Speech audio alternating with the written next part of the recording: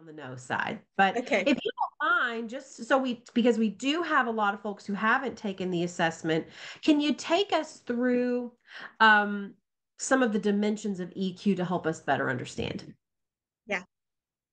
I like to start with self. So the self and others piece, let's start with self, which is self-awareness. Self-awareness is probably your first inclination, does match the definition for this one. It's knowing your emotions and how they impact your decisions and behavior. This whole series that we're doing is on self-awareness because it's a building block to the rest. So if your test shows back that you have lower self-awareness, I always recommend to leaders that's the place to start, because having that can really help you in other ways. I was asking some leaders recently. I actually was teaching a disc class and I was asking them about EQ.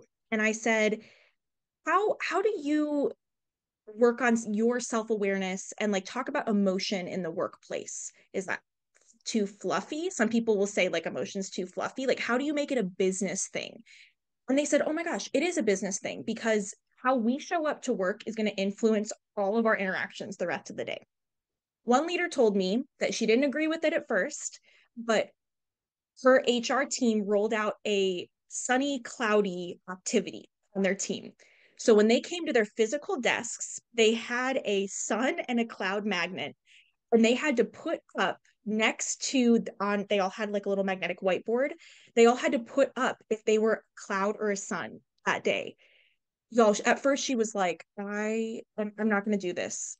And then she started doing it. And this is like very high D, to use that language from DISC, very high D person who wants to get down to business. She said that this completely changed how she approached every leader that day. Because if that leader has a cloud, okay, we're not going to come in with our chipper attitude. No, we're going to gauge where they're at. So some groups have used sunny, cloudy type language. Others have done a one word check in at the beginning of meetings. I've done that a lot. How are you feeling? Some people take their emotional temperature. So they actually put a metric to it. So instead of a one word feeling at the beginning of a meeting, where are you on a scale of 1 to 10? One being this, 10 being this. Where are you at today? Right. Once we know that about people, we know how to better interact with them. So that's self awareness.